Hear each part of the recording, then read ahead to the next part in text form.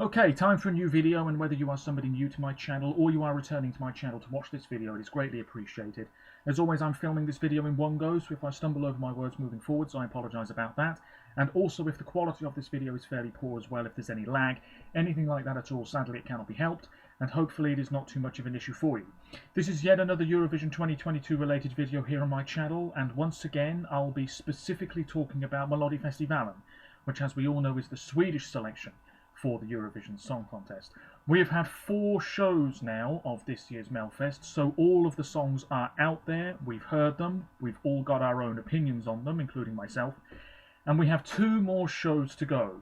This weekend is semi-final 5, or the second chance round, which is in a slightly different format this time, and then next week, as I'm recording this video, will be the grand final. Both of these upcoming shows, as was the case with Heat 4 a few days ago, at the time of recording this video, were staged at the Friends Arena in Stockholm, the big one, whereas the previous 3 shows were staged at the Avicii or Globe Arena in Stockholm as well, all shows in the capital city because of the ongoing pandemic, of course. So, without further ado, I'm just going to get straight into my thoughts, briefly, on semi-final 4.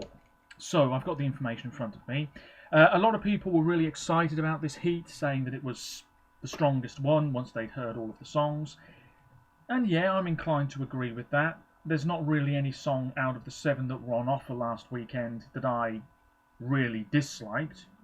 But I'm not sure it was really strong either. Anyway, in terms of the songs that are out, in last place, Synd by Malin Kristin, Victoria's sister, I believe. This was really nice, just a beautiful ballad. She was sitting behind a piano at the start, and there were sort of projections on the piano as well, if I recall. Not much in the way of lighting to talk about, nothing flashy going on whatsoever. Really liked her outfit, she looked beautiful, beautiful voice as well. And then she was on the secondary stage, I think she was on there for the entire performance actually, and just belting it out towards the end. Really atmospheric, really nicely executed. But we had 2 somewhat similar songs in this heat, and I think they both sort of cancelled each other out, and neither of them was quite impressive enough to get enough love to see either song reach the top 4. It's a shame. I'd like to see Malin Kristin come back because I think she's quite a promising musician, but this song wasn't doing the business. Then also out in 5th place in the second round of voting, La Stella by Tenori, and this was camp turned up to 11. 2 guys, classical meets pop, felt dated, a sort of starry scene on the backdrop. It was fun for 3 minutes, but this is a song that you couldn't really take too seriously, even if the vocals were impressive on the whole. They were having a blast, and it's worth saying that in the televote alone, La Stella were 3rd behind Anna Bergendahl and Medina, both acts I'll talk about in just a moment. So not bad there, but in terms of the app voting, less impressive. Older viewers enjoyed it, younger viewers less so. And this might just be a case of a one and done, an act that appears in Melfest once and then you never see them again. Just missing out on the second chance round, one of the pre-contest favourites. I'm pretty sure this was up there in the betting odds. It's The End by Angelino. Nice voice, and I think this song really was just an opportunity for him to show off his voice, because the actual tune itself I don't think is anything truly remarkable. When I reacted to snippets of the songs last week, I thought that this was pretty good, but then having listened to the whole thing, seen the performance, I'm not so impressed. He had strips of lights next to him, not a whole lot else going on really, not the most memorable performance. And I think if the staging had been that little bit more interesting and engaging, maybe this would have got through. But really, I think the top 4 was perhaps nailed on here. Once you'd seen the whole thing, the top 4 was pretty locked, I would say. Into the second chance round, and I'll be talking about these songs again in just a moment, we have Lilla Sister with Till Our Days Are Over. Lilla's Sister, of course, are an experienced rock group. They were in Melfest last year with Pretender. That reached the second chance, round 2, and then it was eliminated. That song was better. That song was heavier. That song, arguably, perhaps more their style. This feels a lot more watered down, more safe. It's rock with that sort of pop element threading through it, if you see what I mean. I don't know. The staging was fine, flashing lights and a decent amount of energy, all of that business, but I don't know. This felt to me as though it was a regression rather than a progression. I was hoping for something as good as Pretender, if not stronger. Unfortunately, this is a step back. I still like it, but it could have been so much more impressive. And then Anna Bergendahl, not going through to the final automatically with higher power. This was very dark, very gloomy, perhaps too gloomy. I didn't really like what she was wearing, but that matters little. Her voice was fine. I did see a few comments online from people saying that every time she's in Melfest now, it's with a similar sort of song, and the song's structure is pretty similar every time too. And yeah, I'm sort of going that way as well. I really like this track. It's a little bit like Ashes to Ashes, her entry a few years ago, in the sense that it's a little bit more country than pop, for example. She had a sort of circle of lights around her on the floor, images of horses on the backdrop. Yeah, it's a lovely song. Maybe it runs out of steam a bit towards the end, but I don't think that's necessarily a really bad thing here. And I would be very surprised if she didn't make the final. But I don't see her representing Sweden again at any point soon. Maybe if she was part of a double act. I don't know. But anyway, the songs that did progress, Medina went through in second place, winning the second round of voting with Ini Diman. I had a feeling this was going to do really well. It's not really my cup of tea, but I can really appreciate the fact that it's in Swedish and it's a high energy song. It's a sort of battle cry track.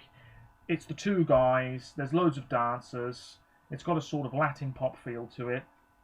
This is really catchy stuff. And we cannot rule this song out causing an upset in the grand final. It's very, very possible. I said before that it reminds me a bit of Vimie Somos by Anis Don Demina, which was this entry in Melfest a few years ago that was really up-tempo and gained a lot of fans after the initial performance. This seems to be going down the same route. And they're a pretty well-known act in Sweden, so they're going to have a lot of fans on board. And they did quite well in the app voting across all the age ranges.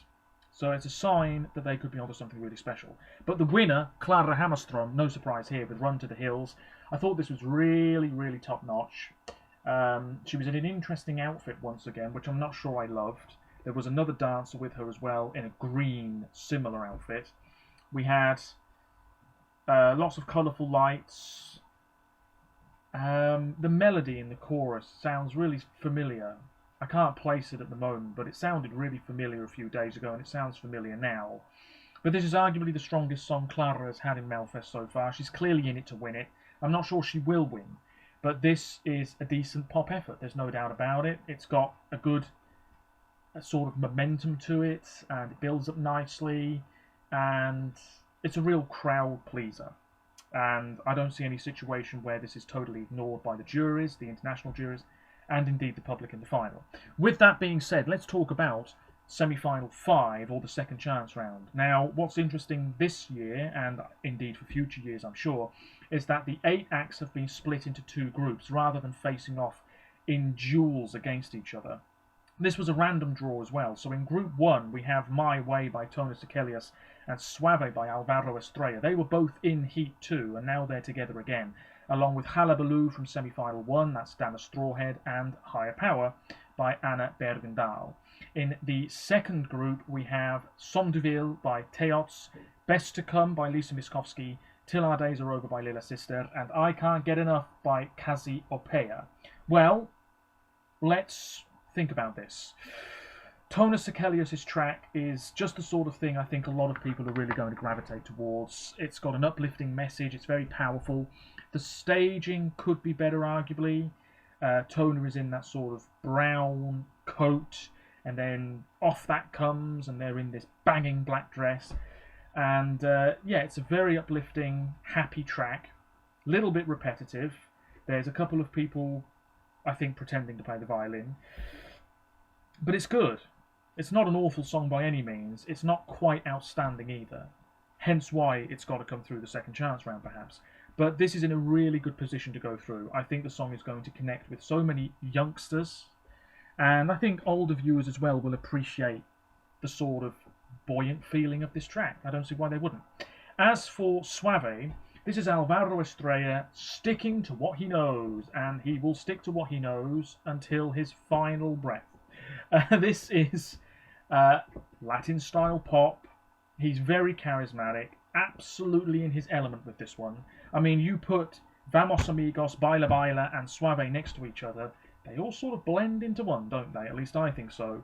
There's this fiery theme, he's got dancers with him, he's on the secondary stage at the end, bopping about, really feeling the tune, and why not? He's having a good time.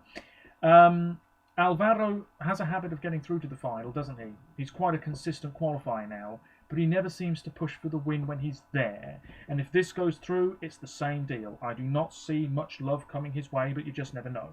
Then we have Hullabaloo, Hullabaloo by Dana Strawhead. This is catchy stuff. But really, the only reason this is here is because, number one, the app voting didn't work in Heat 1. And number two, I cannot imagine for the life of me that younger viewers really enjoyed this. This is sort of old-style dance band stuff, which I know is quite popular in Sweden. But really, is this going to cut the mustard in the final if it gets there? I don't think so. We did have Hasse Andersson a few years ago with Guld och gröna skogar. You might remember that track. Came out of nowhere and finished in the top 5 in the final. That was slightly different than this. But could we have a repeat performance, if you see what I mean? Maybe. I highly doubt it, but you can just never tell. Hullabaloo could be the surprise of the year. He's on stage, playing the guitar, loads of other musicians around him. They're having a ball. I don't think they're too fussed about the result. I think they're just happy to be there. And people will appreciate this. But in big numbers, I'm not too sure about that. And then Higher Power by Anna Bergendahl, which I've already spoken about. As far as I'm concerned, this is going through without breaking much of a sweat. I don't really see a situation in which she doesn't make the cut. So with that being said, and I won't write this down, I am saying that Anna Bergendahl is going through.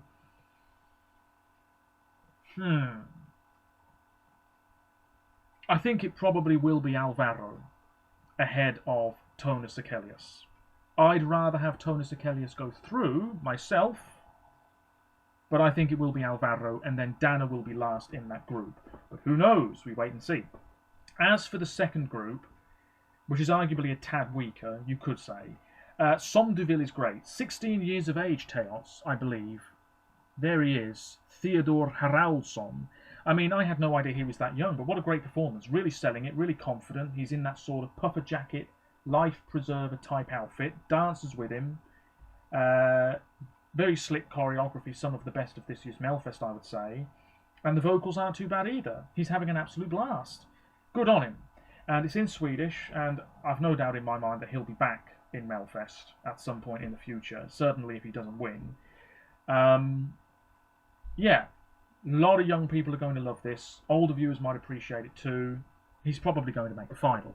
As for Best to Come by Lisa Miskovsky, this is right up my street. It's the sort of music that I would listen to in my own time, Eurovision related or not. I liked the staging. It wasn't too hard to follow. It wasn't too messy. We had that sort of rainbow umbrella, people walking on and off stage whenever they fancied. It looked a bit like a theatre production, to be honest, for 3 minutes. Lisa, we know, can sing really well. It's a sort of low-key, folky pop entry.